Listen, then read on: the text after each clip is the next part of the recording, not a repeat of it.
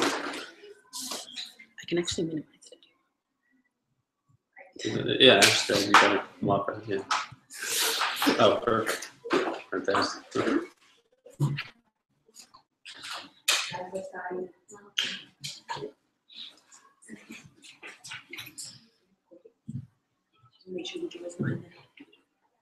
Okay, so we are in the middle of our overview of the Tanya, and we pretty much went through till chapter 11. We touched upon chapter 12, very good base. But what we said till this point is that we're dealing over here as a Jew, you're dealing with two souls that are functioning within you, and they're full-on souls. It's not just a Yetzer Tov and Yetzer Hara, like different voices that come through. These are full souls. They have intellect, they have emotion, two complete souls. And each one wants total control over your body. It wants your body to be its body, its tool, and only its tool.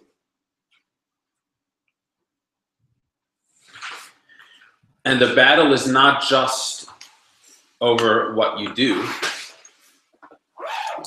what you think, what you say, and what you do. That's not the only battle. The battle is also about the inner part of you, what you really feel, what your heart is attracted to, what it is not, what your mind is used for. So it wants, these souls want a really deep control. So the godly soul wants that you use your thoughts only for holy things. You never use your thoughts for anything except for Torah and mitzvahs. And it wants that you use your power of speech only for holy things, only for words of Torah, and words that are associated with mitzvahs or associated with serving God in some way. And your actions too. It wants complete control over your actions. That everything you do is either a mitzvah or a way of serving God. You know, you can go to work, but if you're going to work in order to be able to earn money and provide for your family so you can serve God better, so then that's part of the godly soul's agenda. It has its agenda. It's all there for God. That's, on the one hand, that's the godly soul's desire. So it has this desire for thought, speech, and action to control that, but it's not satisfied with that and wants to go deep. It wants to control your intellect and your emotion. The deeper part of the person. Your brain should belong only to the godly soul, and your heart should belong only to the godly soul. So that you only think about things, you only meditate upon things that are holy. You use your intelligence only for holy things, for Torah, for mitzvahs, or for using the physical to serve Hashem. And your emotions are only for holy things. It only desires, this is what the godly soul wants should happen, that your heart should only desire holy things, only love God, and only Torah and mitzvahs, and only a love of a fellow Jew. And never, and in no way be attracted to physical pleasures.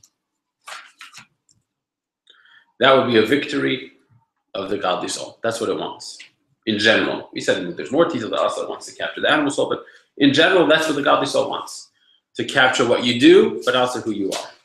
Not only the garments, but also the soul itself, the intellect and emotion.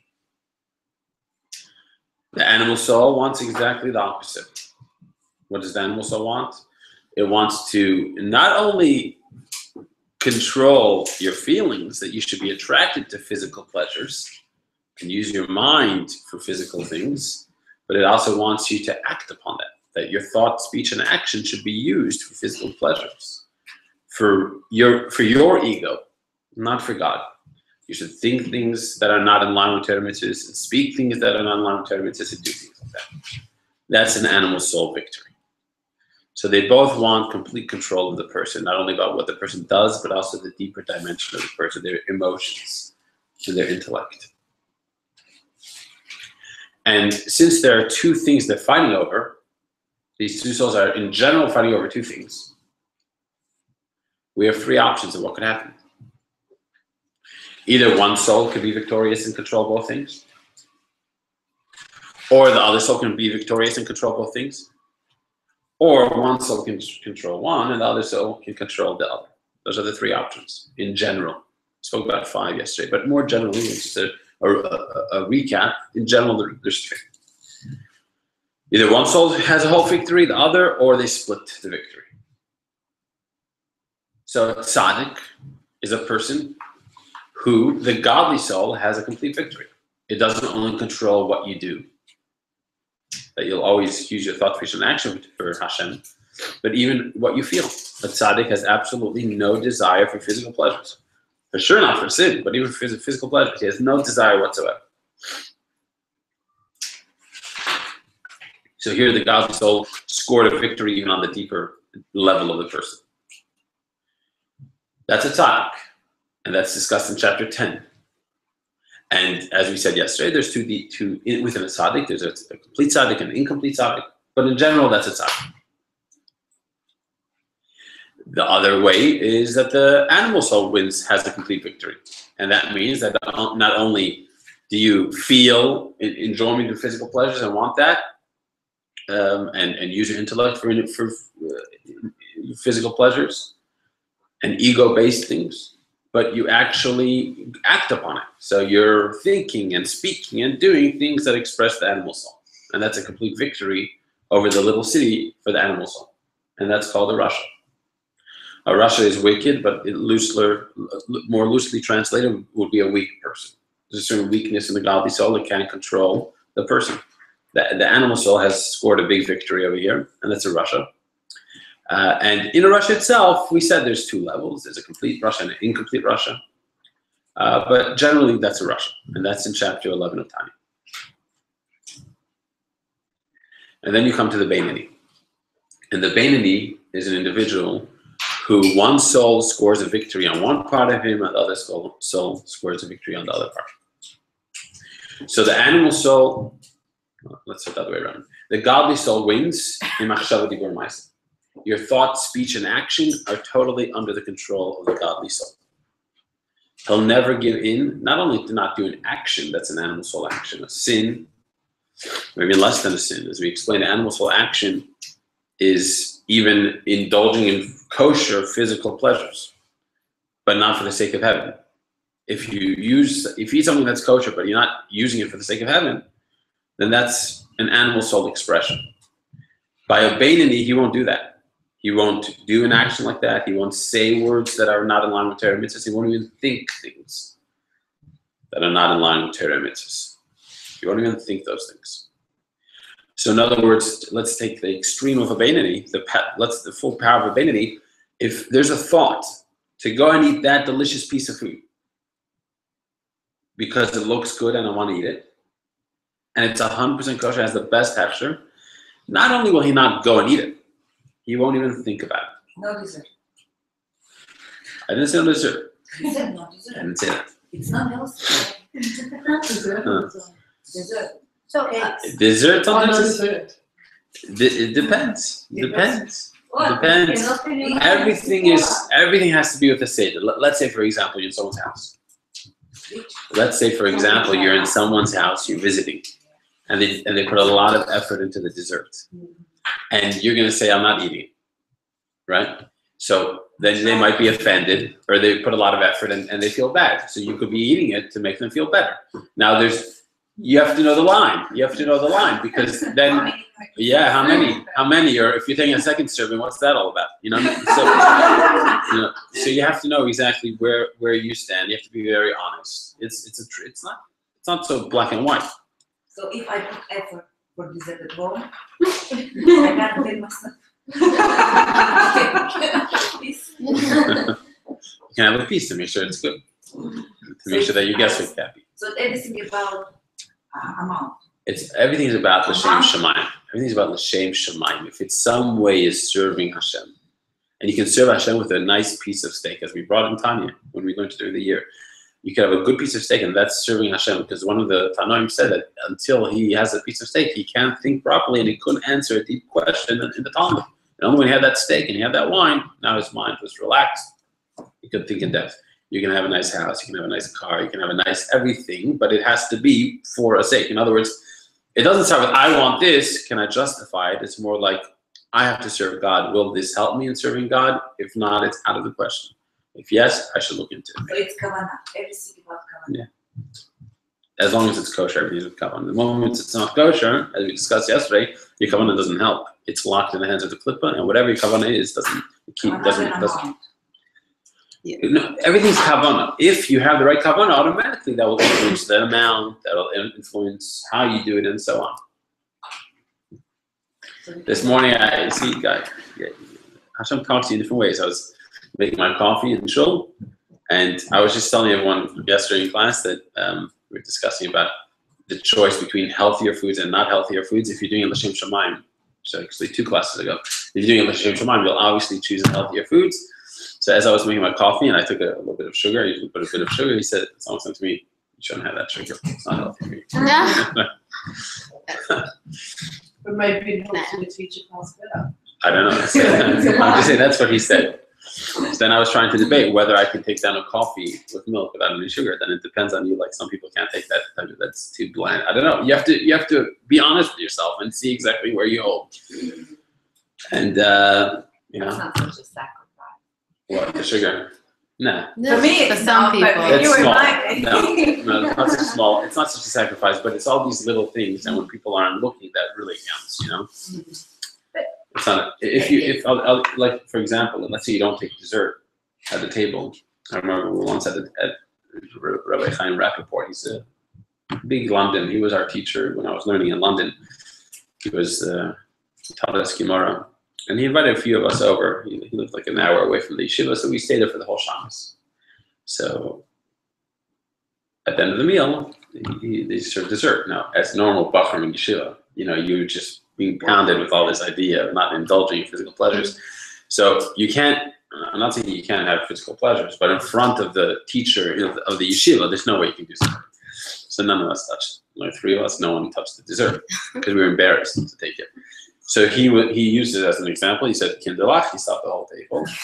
He said, my children, the reason why these 3 boys are not having dessert, and he gave a whole explanation that you're not supposed to indulge. He used us as a little, you know, as examples.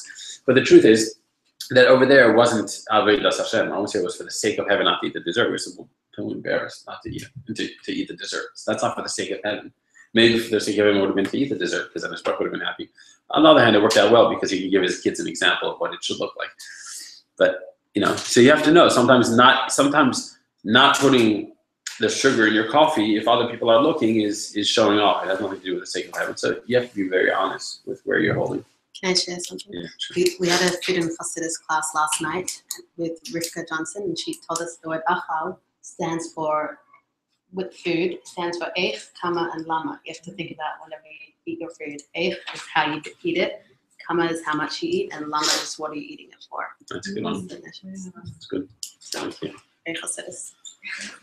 So I'm a little confused. A tzaddik and a bainani are the same thing?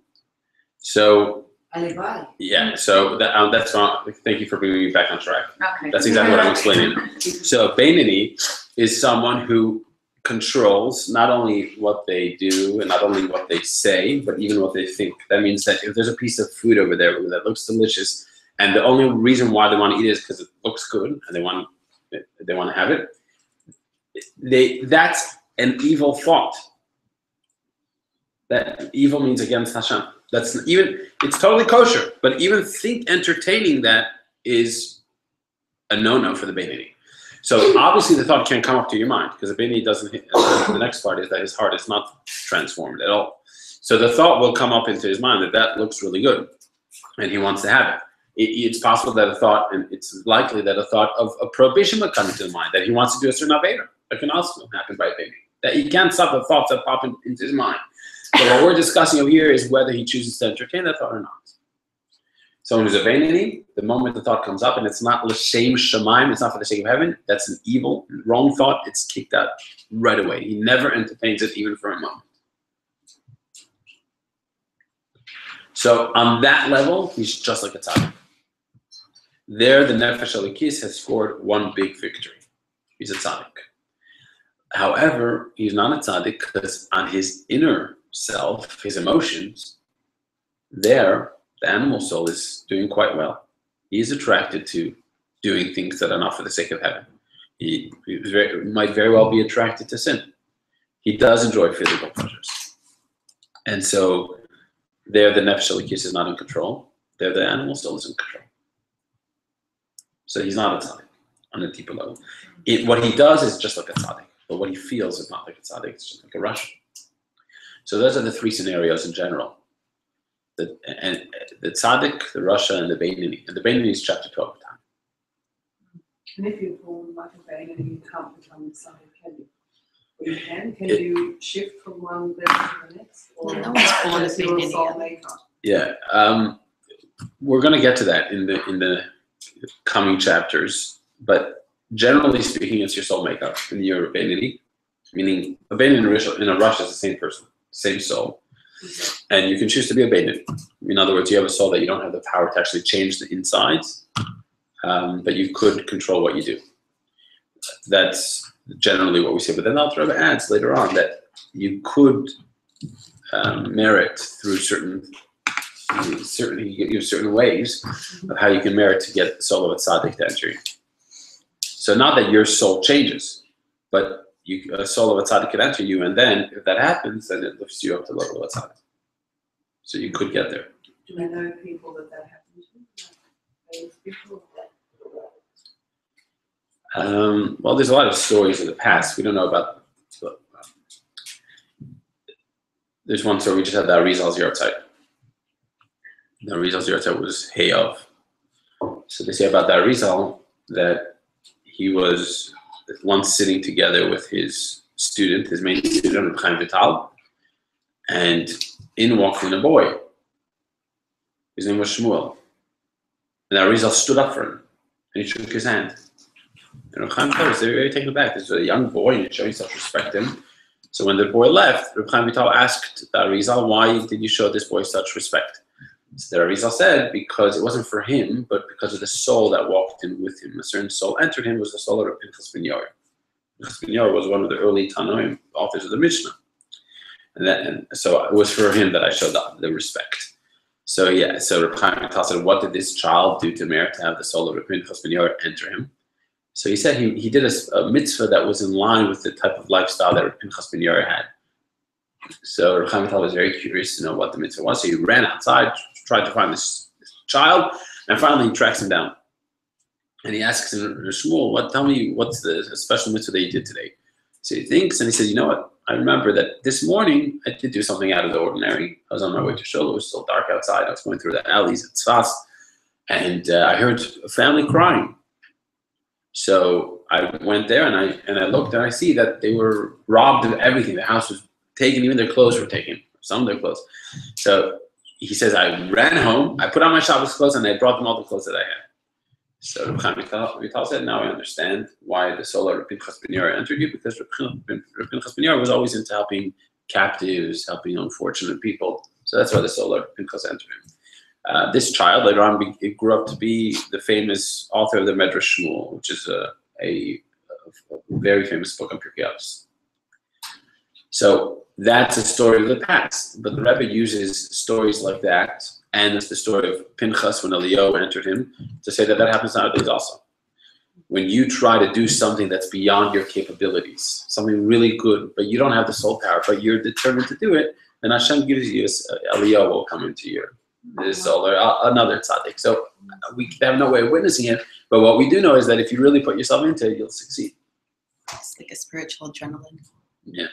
So But the extra soul. even in the beginning, we have 500 levels. Yeah. So it's enough to jump. So is that like, you think of examples where, people report that like a car accident and suddenly, the mother gets out and she's able to lift something that normally she wouldn't be able to. Yeah, that's usually adrenaline. Yeah. But here we're talking about that you can actually get a soul of tzaddik enter you. But we'll discuss more in detail a bit later in our overview. So that's what we said. That's just a recap of yesterday. We described the Beinoni.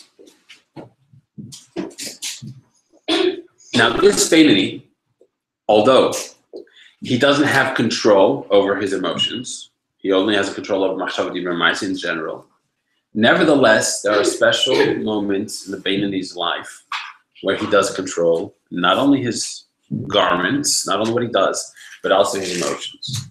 There are special moments where he does do that. And these moments are vital.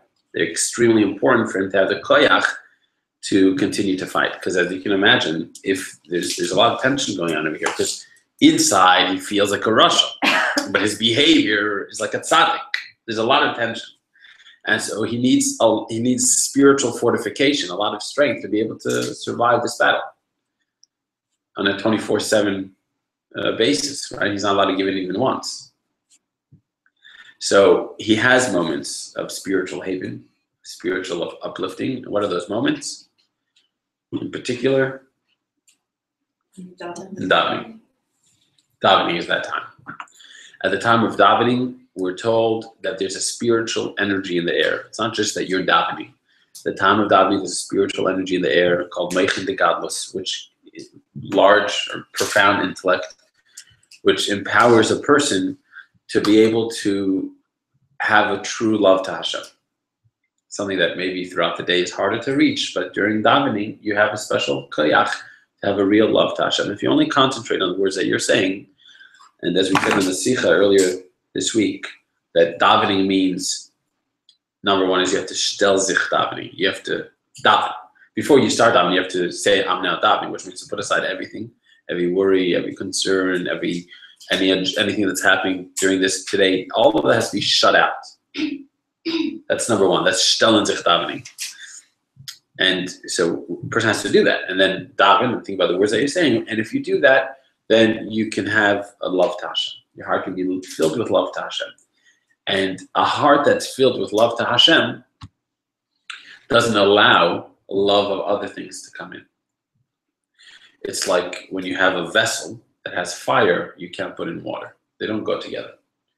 So the same is true that when you have this love to Hashem during davening, at that time you have control over your emotions and you're not interested in physical pleasure. Someone's going to come over to you with a physical pleasure now, you will not be interested. You'll feel like a tzaddik during davening. And that's very important for the Beinoni. He really has to concentrate on his davening because that's where he really gets the koyach to stay strong the rest of the day. Is it also seichel or just midas? It's both. You think about the greatness of Hashem. Yeah, thank you for pointing that out. You think about the greatness of Hashem. This is a time where you can appreciate the greatness of Hashem on a much deeper level. It's making the godless, deep intellect that's in the air, and you can tune into that. And because of that, that produces a powerful emotion. That's right. So you have to capitalize on these opportunities. Davening is like a highlight for the Beinoni. And 3 times a day. I don't think it's just in the morning. It's every prayer that you do is a highlight. It's a big focus for him. Nevertheless, even though the Beinoni does have moments like that, he is not like a tzaddik she'negam. He's not like the tzaddik virale who has a little bit of ra, as we discussed yesterday. The tzaddik virale has a little bit of evil, but it's totally nullified. The Beinoni is not like that. There's a big difference. When the Beinoni is davening and feeling a love to God, what's happening with his animal soul? His animal soul is not nullified at all. His animal soul is in its full strength, but it's asleep. When you feel a love to God, your animal soul is asleep right now. But you haven't changed the animal soul at all. A tzaddik virale, someone who's a tzaddik, and he has some, as we discussed yesterday, some little not good, which is totally nullified, that means that the animal soul is really nullified. It's not in its full strength at all. It has no voice in his life whatsoever, all the time. He doesn't have to do anything for that. He's there. It's nullified. He's made a very big indent or a big change into the animal soul. It's almost gone, but it still has a little bit, but it's nullified in 60 or more than 60 times the good. So whereas the Beinoni, who's davening, his animal soul is asleep, and when he finishes davening, the animal soul wakes up, and it's back full force. It hasn't been nullified one bit. It's a very different. At the time of davening, he feels like a tzaddik, but afterwards, it's you can see that there's worlds apart. Now, the Alter Rebbe describes that there is a certain level of a Beinoni who is Beinoni hamispalo kol hayom. You could have a Beinoni who's on the level of davening the whole day. his whole experience, whether he's davening or learning or at work, it's all love for Hashem. He feels a strong love to Hashem the whole day. And since he feels a love to Hashem the whole day, therefore the animal soul is asleep the whole day. He still hasn't changed his animal soul, but it's asleep. You can have that's the high level, very high level of dignity. He's still not a tzaddik, because if he stops for a moment, the animal soul is going to come back at him full force. But he feels like a tzaddik all the time. He always feels love to Hashem. He never feels an interest in physical pleasures. That's the highest level of dignity. And that's an important thing to know. Why is that important? Because based on this, we can understand why Rabbah thought he was a Beinoni. We brought at the beginning of our overview that Rabbah thought he was a Beinoni. And we use that as a proof. Rabbah, the great tzaddik Rabbah, thought he was a Beinoni. Well, that's a proof that a Beinoni does not mean a person who has 50% mitzvahs and 50% averos, right? Otherwise, Rabbah would make such a mistake because he didn't have one aver, he had about 50%. So that was a proof that a Beinoni is like a tzaddik on the level of action, on the level of what he does. The only difference is a deeper, a more inner difference of what's happening in his heart. We use that as a proof. But nevertheless, you would still have a question. Let's say Rabbah, okay, a Beinoni is someone who never sins, right? So does it make sense now that Rabbah could think of himself as a Beinoni? Now that we understand what a Beinoni is, does it make sense to you that Rabbah could have made an honest mistake to think he's a Beinoni? Yeah. If he was a tzaddik. Why? Because he doesn't know if he's a tzaddik that day. Okay, right. But before we get to the Beinoni Mitzvah Kol Hayom, correct, that's exactly the point. But before we get to this idea of a Beinoni who davens all day, the idea of just the Beinoni who has special times, but generally speaking, he's battling. It doesn't make sense that Rabbah could make such a mistake to think that he was a Beinoni if in truth he was a tzaddik? No. Not at all. Because a Beinoni and a tzaddik are very different inside. They feel very different. A tzaddik is never battling. His heart is always full with love to Hashem. And a Beinoni is constantly battling. Once in a while, he has a little break during davening, but otherwise, he's battling, and he enjoys physical pleasures, and he feels attraction to sin. So how could Rabbi have thought that he's a Beinoni? Given that a Beinoni doesn't do any averos, okay, that makes the question a little bit easier. A Beinoni doesn't do any averos, but still, a Beinoni battles, and Rabbah was definitely not battling because he was a tzaddik. And not only was a tzaddik, he was a complete tzaddik. So how could he honestly make the mistake that he was a Beinoni? But based on what we said now, that there's a concept of a Beinoni who davens all day, now we can understand how Rabbah could genuinely make the mistake. Because there's such a Beinoni who feels love to Hashem the entire day, and therefore the animal soul is asleep the entire day. And Rabbah could make a mistake and think I'm that type of Beinoni. Okay, he felt love to Hashem the whole day. He never felt any desire for physical pleasures the whole day, but maybe he's a Beinoni who davens all day. That's the mistake that he made. He thought that he might be the highest level of a Beinoni. Now it makes more sense, now that we understand that there's some Beinoni on Mitzvah Kol Hayom.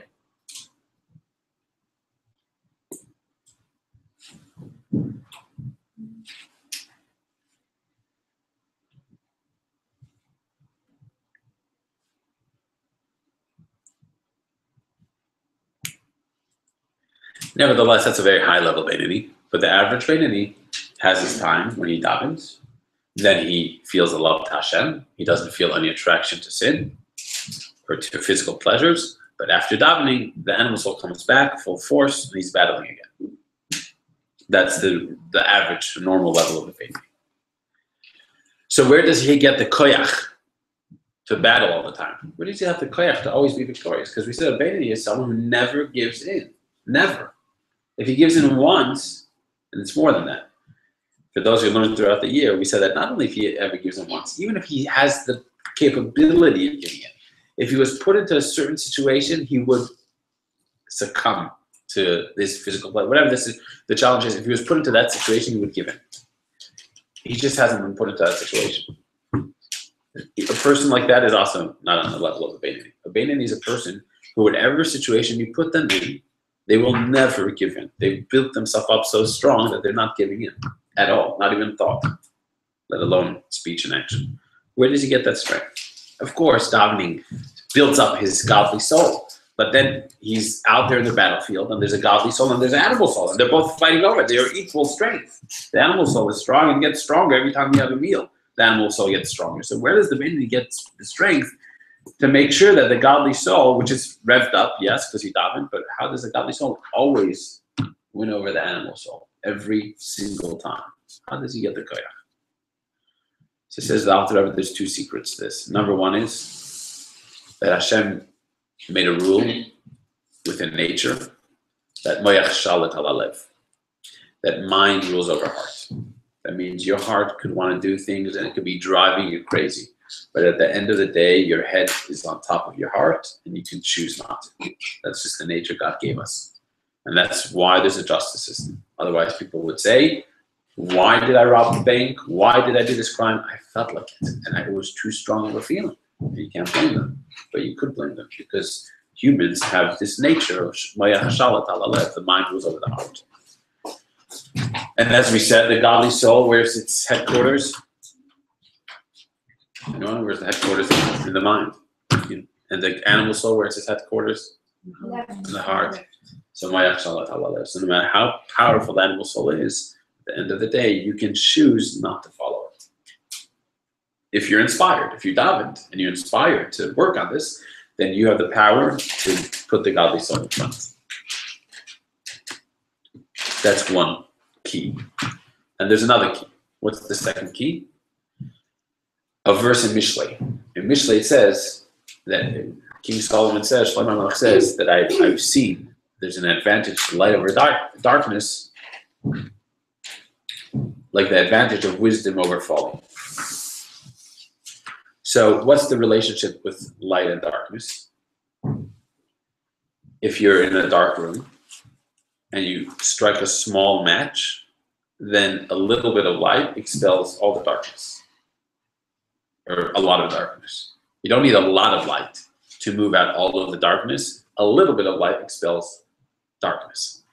And how does it work? Is it like when you walk into this room and you switch on the light, you see a little battle going on between the light bulbs and the darkness, and finally the light bulb is victorious? No, it doesn't work that way. You switch on the light and automatically the darkness disappears. So there's two keys here. Number one is a little bit can expel a lot of darkness. A little bit of light can expel a lot of darkness. Number two is it's b'derech memela, it's automatic. There's no battle whatsoever. So, no. Ma'at deiche harbe choshech, or b'derech memela. It's not b'derech milchama, it's b'derech memela. It's automatic. There's no war going on between the light and the darkness. It just happens. You turn on the light, the darkness goes. Automatically. Automatic. Provided the right light is coming on. What do you mean? Because when you started at the beginning, like you were saying, how sometimes the right and the intellect can also be a stumbling block, but provided it's the right way of showing us not assuming that the person davened. What's that? If they davened. If they davened, so the neshama is strong. Right. So that means the moyach is strong. If the moyach is strong and knows it's focused in the right way, then it's going to be shalt al lev in a good way. Can I ask you one other thing? Sure. I just remember hearing a while ago that it says somewhere in Tanya that you should see yourself like it says Kurt Rasha. So I remember a guy was saying that like Kurt Rasha means like, what does it mean like a person should always view himself like a Rasha? He says like one way not to stumble, to move forward in life, is to always know that you could be Kurt Rasha, not an actual Rasha, but like you have to always be aware of that. Just like you said before, that it's under the surface. Like at any moment, you know that any moment you could stumble. It's like driving. Any moment I let go of the wheels, I'm going to do an accident. Right. But just knowing that, like, that's right. We could take a wrong turn if we're not in control. Correct. That's correct. My Hashemus. That's probably that. Yeah. Well, Merchal Tavalev is Kirash is a very important thing, and we discussed it during the year. It's like people who not necessarily would disagree exactly with this, but with Alcoholics Anonymous. So one of the things they say, they have a certain tefillah that they say or whatever. That's right. And one of the things they say is that, hi, I am an addict. Or they say something along those lines. We discussed it during the year. And we're saying there's something to be said about that, because basically, even if they've been off for 10 years, they call themselves an addict. They remember that they're an addict and they can fall anytime. I don't know if that's a right way to label yourself. It could be destructive also. Kirasha. See yourself as a Beinoni. Don't see yourself, don't say I'm a Rasha, because you don't want to hurt yourself and depress yourself and so on. Like Russia. Not Like a Rasha. There's the potential. You have to always remember that there's a potential there. That you have an animal soul, and you're not a tzaddik, so that means the animal soul is fully there. And even if for a decade you've been loving God and it's been totally asleep, but it's fully there. And that keeps you in line. Yeah. So the second point is, we said there's the mind over the heart. So since the godly soul is in the mind, therefore it can control the heart. No one says it's easy. It can be very hard, but at the end of the day, the mind is what decides what's gonna happen. And then there's the idea of wisdom over folly is like light over darkness. And we said light over darkness, light expels a little bit of light expels a lot of darkness, and with ease. The same is true with wisdom and folly. Wisdom is holiness, and folly is klippa, is sin. And holiness expels klippa, or the godly soul expels the animal soul with ease and only a little bit of light. Like our sages tell us that if the animal soul grabbed hold of you and it's driving you crazy, what should you do? Schlep him to the study hall. Go and learn a little bit of Torah. Will add a lot of light into your life and expel the darkness. Or in another statement of our sages, Barasi Yitzhahara or Barasi Leitera Taman. I created the evil inclination, but I also created a remedy, which is Torah. So you have to introduce a little bit of light. If you're dealing with darkness, don't fight the darkness. Add a little bit of light, like one of the signs in the kitchen. Add a little bit of light and it'll expel the darkness. So that's why the godly soul, which is wisdom or light, has the power to overcome the animal soul. You have to be fighting. You have to daven. You have to be in touch with your godly soul. But if you are in touch with your godly soul, then you will have the power to overcome the animal soul.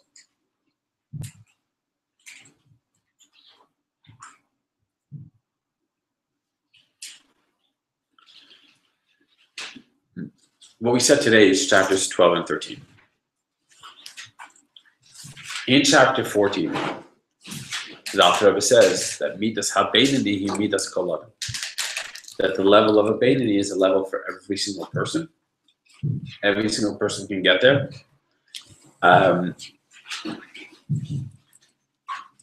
Because matters that are given over to the heart, that's not in the hands of every person. But to be a beinoni, you don't have to control your heart. You just have to control what you do. And that is totally under your control. Your mind can control what you do, and therefore every single person ought to strive to be a beinoni. And that's the meaning of what it says at the beginning of Tanya, the oath that we mentioned earlier in the earlier class. Before a soul comes into this world, it makes an oath: be a tzaddik, be a tzaddik, and don't be a rasha. So we ask, if you're going to be a tzaddik, doesn't that include not being a rasha? Isn't it repetitive? Be a tzaddik and don't be a rasha. So now the Alter Rebbe explains, it's two sections of this oath. Number one is strive to be a tzaddik. You never know. You might have a soul of a tzaddik. Or a soul of a tzaddik might enter you. So you have to strive to be a tzaddik. Nevertheless, even if you can't get there, at least don't be a rasha. Be a beinoni. That every single person can do. So the whole first part of Tanya, 5 sections. The first section of Tanya is called Sefer Shel Beinoni, the book of the Beinoni, because it's different recipes, different guidance and advice of how a person can reach the level of a Beinoni, and how to deal with different issues that come into the life of Beinoni, like depression and not being sensitive to spirituality, which is what we're going to be doing our next time that we start Tanya in depth. We're going into troubleshooting, like depression, sadness, and all these different problems that come up in the world, with children or health or make parnas, and how you deal with these type of challenges. But the whole first book is different advice of how to reach the level of beinoni and how to overcome different obstacles. Then, so that's up to chapter 14. Chapter 15, the Alter Rebbe introduces a new idea. And this new idea is that if you want to be a successful beinoni, then you have to have some level of love to God. without some level of love to God, you can't be a successful Beinoni.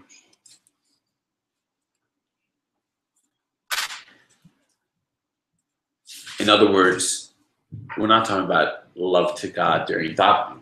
We're talking about an ongoing love to God. Like you have to enter a relationship with God. You know, like when people get married, they're in a relationship. You have to enter a relationship with God that you have some level of ongoing love. And this too, that only through that do you have the real power to remain a Beinoni. And this too is in the power of every single Jew, because a Beinoni is in the reach of every Jew.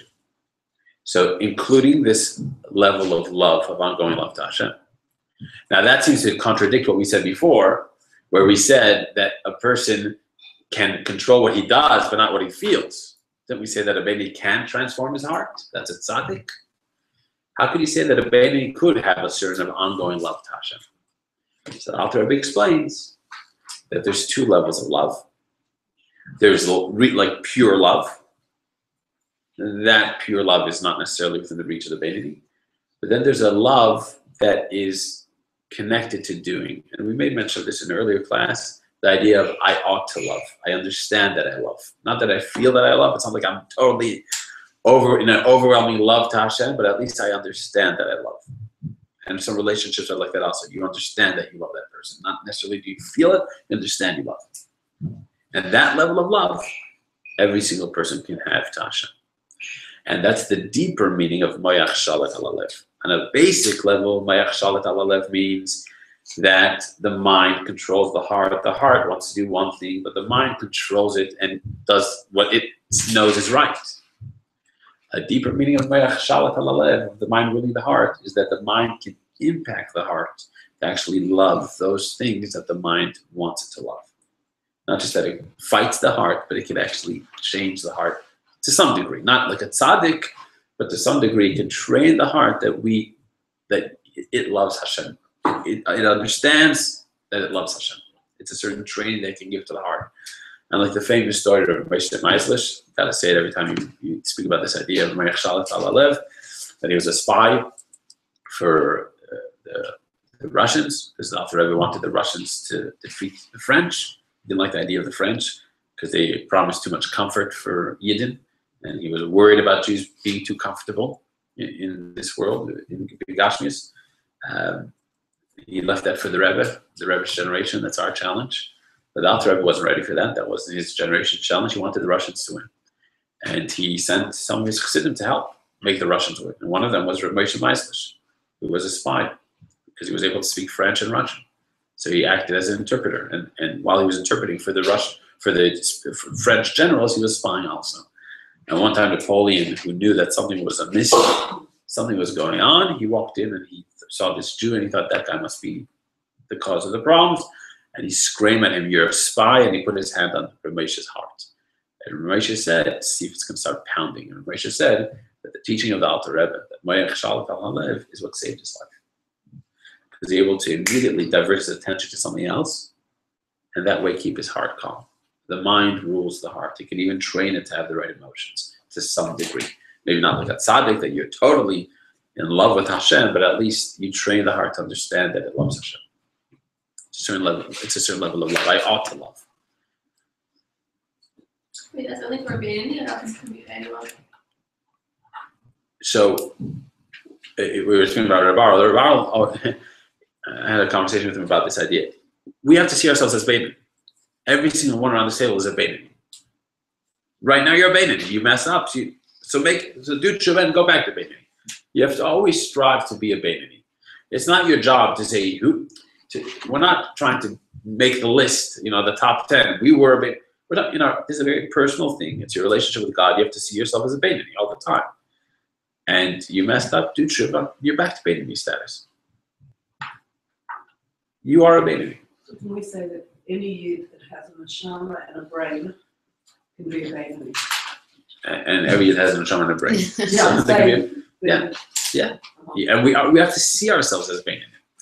Not the honor of a Beinoni, like I'm a brace Yid. No, I expect of myself that I'm a Beinoni. I expect of myself that in each situation, I'll do what Hashem wants. And if I messed up once, it happens. I'll do tshuva. Like Rabbi Mendel used to say, you fall down and you got dirty. What do? You sit down and cry that you got dirty. You wipe yourself off and keep on going. So sometimes you messed up. It could be, but let's go back into baby status. That's what the Alter Rebbe wants us to see ourselves as a baby. Don't see yourself as a Russia, because then you're like, I'm a Russia. I'm sorry, I'm not there yet. These are sins that I do. I haven't. No, it's not acceptable. You are a baby.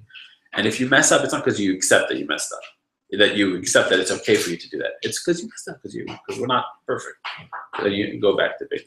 So then yes, each one of us can have that level of I ought to love Hashem. He explains that at length, but it's also in relationships. You have this a lot. This idea of sometimes there's the revealed feeling, and sometimes even with your kids, like sometimes you feel a powerful love, and sometimes you know that you love them. You don't feel that you love them, but you know that you love them. It could happen. They're making you crazy. You know that you love them. That's like when you say like, oh, like, you know, do something wrong, and you need to show that, and then you're back to a bed. I mean, Yeah. That sounds similar to a Russia itself. Look,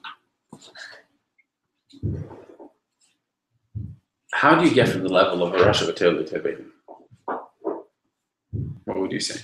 How do you get from one level to the next? Tshuva. You do tshuva. You regret giving in, doing things that are against Hashem, and you resolve that now you can do what God wants. That's tshuva. Tshuva means return to God. So if you fell into the sin, then when you did the sin, you're Russia V'Tevli. But then you do tshuva, and you say, I don't want to go against Hashem. I don't want to be disconnected from God. Why? If someone put it to you this way, by you doing this, you're now disconnecting yourself from God, it will be very difficult for you to do it. So remind yourself of your love to Hashem. Do tshuva. The point of being is that he never gives in. Not that he gives in and regrets it and does tshuva.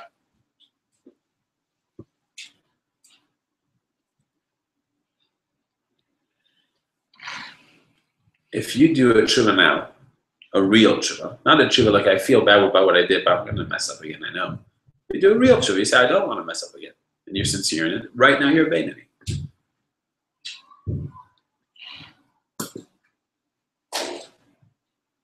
We're not trying to make a tzaddik or a Beinoni. You know, they have tzaddikim cards or Beinoni cards, and we want to put you on the card to say you were a Beinoni all the time. It's not what it's about. We're talking about what's your space now? Are you in Beinoni space, or are you in tzaddik Rosh V'Tevli space? And the Alter Rebbe is saying that you can always be in Beinoni space. What's Beinoni space? It means that you're in a space now where you don't want to give in to anything. You want to just stay connected to God all the time. That's Beinoni space. It's not about giving a full report on how you did. This is not about a report card.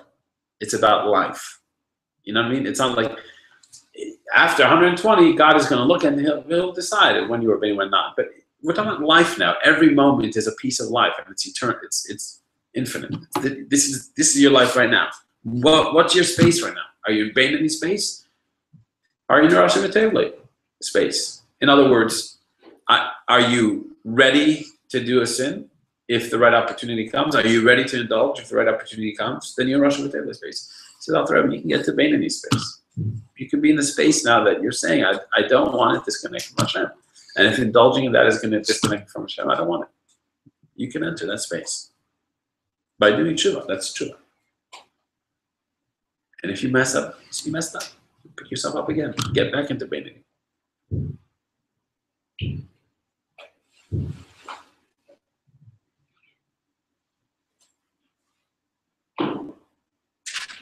And the Rebbe has all sikha, in fact. The Rebbe says that because entering Beinoni is dependent on tshuva, since it requires tshuva, that's what it means to become a Beinoni.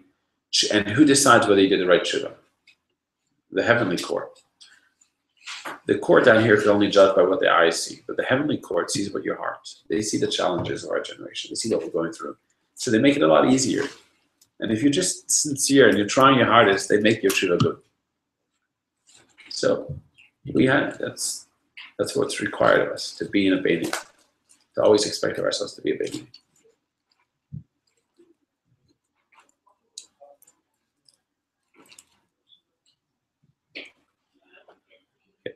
We're a bit over time. I just want to do one halacha just so we can. Do you mind just passing that copy just so we can do something on the base of Mikdash because that way we're rebuilding it.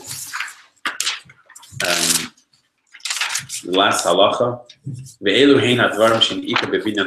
These are things that are essential elements of the sanctuary, the base of Mikdash. Oisin by Kodesh, you have to have a sanctuary. So this is all the base of Mikdash. But first there's a Kodesh. The Kodesh HaKadoshim, you have to have the Holy of Holies after that. Before the Kodesh, there should be a space running for Ulam, which is called the Ulam, the entrance hall. So you have an entrance hall, then a sanctuary, then the Holy of Holies. All three together are called a temple. You make something surrounding all three of them, the wall surrounding all three of them, a little bit distant from them, like the curtain surrounding the courtyard of the Mishkan in the desert. Everything inside there is called the Azara. All of it together is called the Beis Hamikdash, the sanctuary. Yeah, so short halacha. Have a wonderful day. Thank you.